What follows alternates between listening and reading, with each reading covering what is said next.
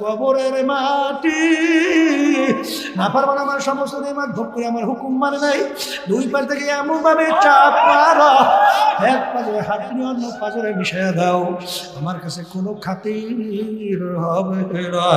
বাজার আমি বলেই নাই, আল্লাহ রসুল বসে শোনাইতে আছে। তখন আল্লাহ আমি বলেন কবরের মাটি চাপ দেবে, এক পাজরে হাত দিয়ে অন্য পাজরে কেমনে মিশবে?